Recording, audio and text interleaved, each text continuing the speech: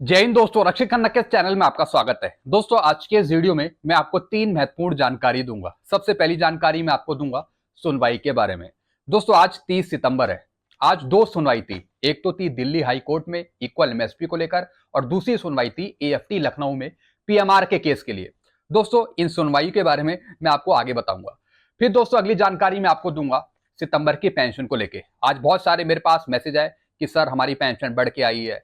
कुछ पेंशनर कह रहे थे कि सर हमारी कम आई है, कुछ गलतियां हैं पेंशन में, हमारी इतने की रिकवरी हो गई, हमारा पीपीओ अभी तक जनरेट नहीं हुआ, हमारी पेंशन नहीं बढ़ी, हमारा एरिया नहीं आया। मतलब बहुत से सवाल थे, तो उसी के बारे में मैं आपको आगे बताऊंगा। तो दोस्तों, बस यही जानकारी है जो मैं आपको बताने वाला हूं, इसलिए इस वीडियो को आप शुरू से लेकर आखिरी तक देखेगा और अपने ग्रुप में भी शेयर कर दीजिएगा। वीडियो में आगे बढ़ने से पहले एक छोटी सी अपील कर रहा हूं, अगर आप पहली बार मेरा चैनल देख रहे हैं या फिर ये वीडियो देख रहे हैं तो आप मेरा चैनल सब्सक्राइब भी कर सकते हैं, जिसका नाम है रक्षित खन्ना, क्योंकि ऐसी जानकारियां, ऑथेंटिक जानकारियां आपको मिलती रहती है इस चैनल के माध्यम से। सबसे पहले दोस्तों मैं बात करूंगा सुनवाई के बारे में। दोस्तों, आज दो सुनवाई थी। एक तो थी इक्वल एमएसपी को लेकर दिल्ली हाई कोर्ट में और एक सुनवाई थी एएफटी लखनऊ में पीएमआर के केस के लिए। दोस्तों, जैसा आपको पता है, इक्वल एमएसपी का केस अब डिसमिस हो चुका है। 2018 से ये केस चल रहा था, लेकिन जो हमारे जज साहब है, जो नए जज साहब है, उन्होंने इस केस को डिसमिस कर दिया है। उनको लगा ही नहीं कि इक्वल एमएसपी होनी चाहिए जेसीओस ओआरस की, ऑफिसर्स के समान, इसलिए केस डिसमिस करा गया। लेकिन दोस्तों, कुछ दलीलें अपीली रखी गई थी हमारे वकीलों द्वारा, वो कुछ काम नहीं आई। जो जज साहब थे और जो सरकारी वकील थे, उन्होंने माना कि इस केस को बहुत पहले ही डिसमिस कर दिया गया था चंडीगढ़ हाई कोर्ट के द्वारा, इसलिए अब इस केस में कुछ भी नहीं बचा है। और दोस्तों, पे कमीशन का यहां पे बहाना दे दिया कि ये पे कमीशन का मैटर है, पॉलिसी मैटर है, इसलिए इस केस में कुछ नहीं हो सकता। इस वजह से दोस्तों ये केस डिसमिस कर दिया गया। अब दोस्तों, कुछ सुनवाई नहीं होगी, कुछ सुनवाई आपको देखने को नहीं मिलेगी। काफी पेंशनर कह रहे थे कि सर केस का कुछ नतीजा तो आता नहीं है, सुनवाई पे सुनवाई, सुनवाई पे सुनवाई चलती जाती है। तो दोस्तों, अब पूरी तरीके से जज साहब ने पूरी सुनवाई बंद कर दी है। उन्होंने पूरा केस ही उठा के डिसमिस कर दिया। अब कोई सुनवाई आपको देखने को नहीं मिलेगी। हालांकि दोस्तों, जो वीर बहादुर सिंह जी है इस केस के कर्ता धर्ता, वो कुछ आगे कुछ एक्शन लेंगे। देखेंगे दोस्तों, क्या वो सुप्रीम कोर्ट जाते हैं, क्या करते हैं इस केस को लेकर। अब दोस्तों, फिलहाल ये केस रोक दिया गया है। अब कुछ इस केस में कुछ नया आपको नहीं मिलेगा, ना ही कोई आगे की सुनवाई देखने को मिलेगी। दोस्तों, ये बहुत बड़ा झटका है ओआरएस के लिए और जेसीओस के लिए। इतनी उम्मीदें लगाई थी शुरू से लेकर आखिरी तक कि कुछ होगा। अब दोस्तों, ऐसा कुछ नहीं हो पाएगा। फिर दोस्तों, एक और केस था। ये केस था एएफटी लखनऊ में पीएमआर के लिए, पीएमआर को वो आरोपी के दायरे में लाने के लिए। दोस्तों, इस पे भी कुछ नहीं हुआ, इस पे भी तारीख मिली है, इसकी भी अगली तारीख निश्चित कर दी है। और दोस्तों, अगली तारीख फिलहाल अभी कंफर्म नहीं है। जब कुछ नई अपडेट आएगी तो मैं आपको बताऊंगा। फिलहाल इस केस पे भी कुछ नहीं हुआ है, कुछ सुनवाई नहीं हो पाई और एक और तारीख हमें देखने को मिल गई है पीएमआर केस के बारे में। तो दोस्तों, ये तो कुछ जानकारी थी सुनवाई के बारे में। अब मैं आपको बताने वाला हूं आज की पेंशन को लेकर, जो आज सितंबर की पेंशन पेंशनर के खाते में आई। और भी कुछ सवाल है, वो भी मैं आपको उसके जवाब समझाऊंगा। सबसे पहला है दोस्तों, आज मिली स्पर्श बैंक से पेंशन। जी हाँ दोस्तों, आज बैंकों के द्वारा भी दी गई है पेंशन सितंबर की और स्पर्श के द्वारा भी दी गई है। कुछ पेंशनर ने कहा कि पुरानी आई है खाते में, बाकी पेंशनर ने कहा कि बढ़कर मिल गई है। जी हाँ दोस्तों, कुछ पेंशनर कह रहे थे कि सर हमारी बढ़ी हुई पेंशन आई है। क्यों नहीं दोस्तों, जब आपके पास मैसेज बढ़ा हुआ है तो दोस्तों पेंशन भी आपकी बढ़ी हुई आएगी। और सबसे बड़ी बात कि आपका कॉरिजेंडम पीपीओ इशू हो गया है, इस वजह से आपकी बढ़ी हुई पेंशन आई है सितंबर की। कुछ पेंशनर कह रहे थे कि सर पुरानी आई है, वो इस वजह से क्योंकि आपका कॉरिजेंडम पीपीओ अभी तक इशू नहीं हुआ है, तो इसके लिए आप थोड़ा वेट करेंगे। फिर दोस्तों, अगला, एरियर नहीं मिला ना पेंशन बढ़ के आई। जी हाँ दोस्तों, जब आपका कॉरिजेंडम भी पीपीओ इशू नहीं हुआ तो फिर आपकी पेंशन कैसे बढ़ेगी। दोस्तों, आपका एरियर भी फिर नहीं बनेगा। जिनको एरियर मिल गया था उनकी पेंशन बढ़कर आई आज, और जिनका कॉरिजेंडम पीपीओ इशू हो गया था। जिनको एरियर नहीं मिला है तो दोस्तों उनका कॉरिजेंडम पीपीओ भी इशू नहीं हुआ है, वो आगे चलकर होगा अक्टूबर में, और बढ़ी हुई पेंशन भी मिलेगी अक्टूबर की और एरियर भी मिलेगा 3 महीने का। चलते हैं अगली जानकारी की तरफ। सितंबर की पेंशन में कुछ गलत रिकवरी भी की गई है पेंशनर की। जी हाँ दोस्तों, बहुत से पेंशनर मेरे पे कमेंट कर रहे थे कि सर हमारी सितंबर की पेंशन कम आई है, बड़ी तो है लेकिन कम आई है। दोस्तों, कुछ गलतियां हुई हैं। जी हाँ दोस्तों, कुछ रिकवरी हो गई है पेंशनर्स की पेंशन में से। तो दोस्तों, आप इसके लिए सीपी ग्राम में शिकायत डालेंगे या फिर स्पर्श में भी शिकायत डाल सकते हैं जिनकी रिकवरी हुई है।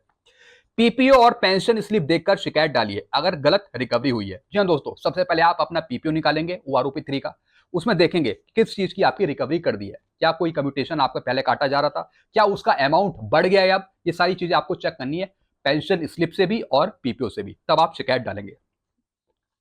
फिर दोस्तों अगली जानकारी, जिनके पीपीओ गलत बने हैं उनकी पेंशन गलत या फिर कम क्रेडिट हो गई है। जी हाँ दोस्तों, ये मैंने आपको बहुत पहले बताया था कि जिनके पीपीओ गलत बन गए हैं और उसमें अगर पुरानी पेंशन दे दी है या फिर कुछ कम पेंशन दे दी है तो फिर आज की तारीख में आपको गलत पेंशन मिलेगी। बिल्कुल सेम वैसी हुआ जैसे मैंने आपको बताया था, क्योंकि आपके पीपीओ ही गलत बने हैं तो गलत पेंशन है उसमें, तो फिर गलत क्रेडिट हो गई आज की तारीख में। यही दोस्तों आज हुआ। तुरंत पीपीओ सही कराएं शिकायत डाल के। अब आपको काम क्या करना है कि आपको अपना पीपीओ ठीक कराना है इस स्पर्श में शिकायत डाल के। जब आपका पीपीओ ठीक हो जाएगा तो दोस्तों फिर आपकी पेंशन भी आगे ठीक आएगी, डिफरेंस अमाउंट का एरियर आगे क्रेडिट होगा। जी हाँ दोस्तों, जो आपको आज गलत पेंशन मिल गई है तो दोस्तों इसका जो डिफरेंस अमाउंट का एरियर है, यानी जो आपको सही मिलनी चाहिए और जो आपको आज मिल गई, उसके डिफरेंस अमाउंट का एरियर या तो अक्टूबर की पेंशन में एडजस्ट कर दिया जाएगा या फिर उसका आपको एरियर दे दिया जाएगा। चलते हैं दोस्तों अगली जानकारी की तरफ। नायक, हवलदार, ऑनरी लेफ्टिनेंट की पेंशन में गड़बड़ी। जी हाँ दोस्तों, जो नायक हैं उनको किसी दूसरे रैंक की पेंशन दे दी, जो हवलदार हैं उनको नायक की पेंशन दे दी, और जो ऑनरी लेफ्टिनेंट उनको 41,200 पेंशन दे दी, वो आरओपी 2 की दे दी। तो दोस्तों ये सब गड़बड़ियां हुई हैं पीपीओ के कारण, क्योंकि पीपीओ में गड़बड़ी है तो इस वजह से आपको पेंशन भी गड़बड़ मिली है आज की तारीख में। तो दोस्तों जिनकी भी पेंशन में गड़बड़ी है आप तुरंत शिकायत डालें, तुरंत स्पर्श में जाएं, शिकायत डालें या फिर सीपी ग्राम में शिकायत डाल सकते हैं।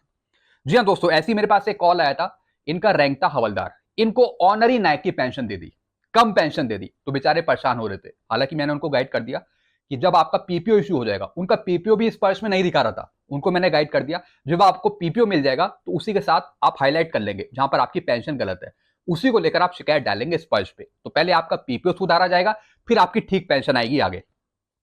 फिर दोस्तों अगली जानकारी, कुछ पेंशनर की पेंशन नहीं आई जिनकी टेक्निकल गलतियों के कारण स्पर्श का अकाउंट इनएक्टिव कर दिया गया। जी हाँ दोस्तों, कुछ पेंशनर का मेरे पास मैसेज भी आया था कि सर अभी तक हमारी पेंशन नहीं आई।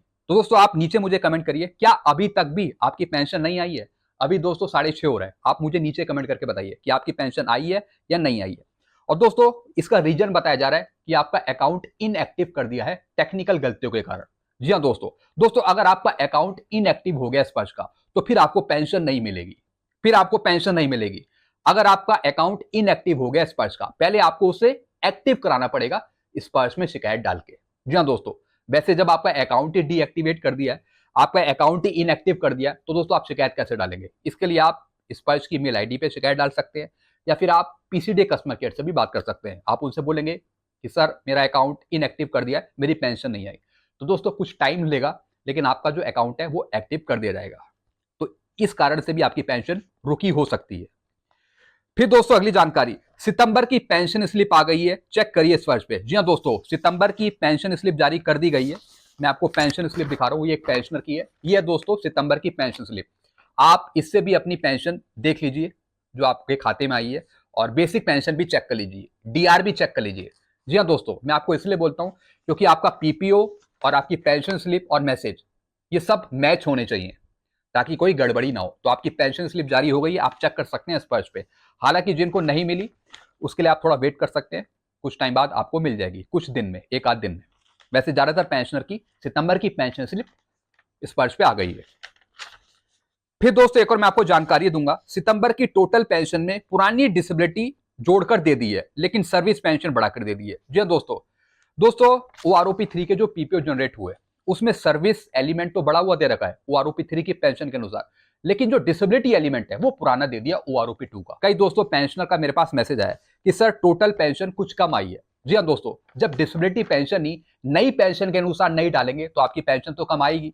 भाई सर्विस एलिमेंट तो ओआरओपी 3 का दे दिया लेकिन डिसेबिलिटी एलिमेंट पुराना दे दिया ओआरओपी 2 का, तो ऑटोमेटिकली आपकी पेंशन में डिफरेंस आएगा। तो दोस्तों आपको इसको ठीक कराना है, तुरंत आपको शिकायत डालनी है स्पर्श पे, और हो सके तो जो डिसेबिलिटी वाला पीपीओ है वो भी आप स्पर्श पे डाल देंगे। जी हाँ दोस्तों, या फिर आप रिकॉर्ड को भी लिख सकते हैं।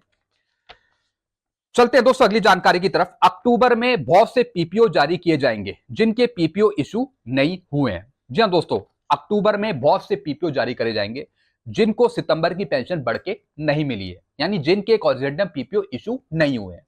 तो अक्टूबर में पहले वीक तक, दूसरे वीक तक आपको पीपीओ मिलेंगे ओआरओपी 3 के, जिन पेंशनर्स को नहीं मिले थे। अक्टूबर की पेंशन भी बढ़कर मिलेगी। जी हाँ दोस्तों, जो पेंशनर्स बच गए थे, जिनको ओआरओपी 3 की पेंशन नहीं मिली थी बढ़कर सितंबर की पेंशन में, अब अक्टूबर की पेंशन उनको बढ़कर मिलेगी ओआरओपी 3 के अनुसार। और 3 महीने का आपका एरियर बनेगा, जुलाई का, अगस्त का और सितंबर का, वो भी आपको अक्टूबर में ही देखने को मिलेगा। फिर दोस्तों एक और मैं आपको जानकारी दूंगा कि ओआरओपी 3 का पीपीओ आप निकाले कैसे। दोस्तों ये आप पेज देख रहे हैं, ये किसी पेंशनर का मैंने स्क्रीनशॉट निकाला है। दोस्तों जब भी आप अपना कोरिजेंडम पीपीओ निकालेंगे ओआरओपी 3 का, तो आपको डॉक्यूमेंट सेक्शन पे आना है, पेंशनर कोरिजेंडम पीपीओ में आना है। और दोस्तों यहाँ पे बहुत सारे पीपीओ दिखाएगा, बहुत सारे यहाँ पे पीपीओ दिखा रहा है, 1 2 3 4, किसी किसी का 5 6 7, बहुत सारे पीपीओ दिखाता है। दोस्तों आपको इसमें से हर एक डॉक्यूमेंट खोल के देखना है, इसमें से ही आपका कोई ओआरओपी 3 का पीपीओ होगा। जी हाँ दोस्तों, जरूरी नहीं है कि इसमें से ही हो, लेकिन अगर इश्यू हो गया होगा तो इसमें से ही होगा। तो आपको एक एक डॉक्यूमेंट खोल के देखना है, उसमें आपको चेक करना है कि आपका ओआरओपी 3 का पीपीओ ये है या नहीं है। ऐसे दोस्तों आज मैंने एक पेंशनर का पीपीओ निकाला, इनका रैंक नायक था। पहले मैंने पहला वाला खोला तो इसमें मुझे ओआरओपी 3 का पीपीओ नहीं दिखा, ये पुराना दिखा रहा था। फिर मैंने दूसरा डॉक्यूमेंट खोला, इसमें भी मुझे नहीं दिखाया। फिर दोस्तों मैंने तीसरा डॉक्यूमेंट खोला, ये आप यहां पे देख रहे हैं, मैंने इसे हाईलाइट कर रखा है। मैंने ये वाला डॉक्यूमेंट खोला, तीसरा डॉक्यूमेंट यानी तीसरा पीपीओ, तो दोस्तों ये ओआरओपी 3 का पीपीओ था। तो दोस्तों सब पीपीओ आपको चेक करने हैं, इसमें से ही आपका ओआरओपी 3 का पीपीओ हो सकता है। हो सकता है कि पहले नंबर पे हो, या हो सकता है दूसरे नंबर पे हो, या फिर आपका तीसरे नंबर पे हो, या फिर चौथे नंबर पे हो। इसमें से ही कोई एक आपका ओआरओपी 3 का पीपीओ होगा। तो आपको पहला वाला देखना है, दूसरा वाला, मतलब सब पीपीओ आपको चेक कर लेने हैं एक एक करके, कि कहीं आपका इसी में से तो ओआरओपी 3 का पीपीओ नहीं है, क्योंकि दोस्तों इसी में से आपका कोई ना कोई छिपा होगा ओआरओपी 3 का पीपीओ, तो वो आपको चेक कर लेना है। अगर इसमें से नहीं है तो आप थोड़ा वेट करिए, आगे चलकर आपको मिल जाएगा, यहीं पे मिलेगा आपको। तो दोस्तों बस यही जानकारियां थी जो मैंने आपको समझाई हैं। आई होप सारी जानकारी आप अच्छे से समझ गए होंगे। बाकी आपके कोई डाउट है, कुछ सवाल है पेंशन को लेकर, पीपीओ को लेकर, एरियर को लेकर, आप सब सवाल पूछ सकते हैं कमेंट बॉक्स में, और जैसे ही मुझे टाइम मिलेगा तो मैं आपके फिर जवाब दे पाऊंगा। जी हाँ दोस्तों, मैं कई बार क्या करता हूं कि आपके सवाल में देख लेता हूं, लेकिन फिर मैं उसे बताता हूं अगले वीडियो में। वो आप ही की क्यूरी रहती है, आप ही की प्रॉब्लम्स रहती हैं, जो मैं आपको अगले वीडियो में उसके आंसर बताता हूं। तो कई बार मैं ऐसा करता हूं, और कई बार तो मैं कमेंट में ही उसके जवाब दे देता हूं, जैसा मुझे समय मिलता है। तो बस दोस्तों यही जानकारी है जो मैंने आपको समझाई है। वीडियो आपको अच्छा लगता है, वीडियो को लाइक करें, उस चैनल को आप सब्सक्राइब कर सकते हैं, क्योंकि ऐसी जानकारी अक्सर आपको मिलती रहती है इस चैनल के माध्यम से। चैनल को आप सब्सक्राइब करना मत भूलेगा। Thank you so much.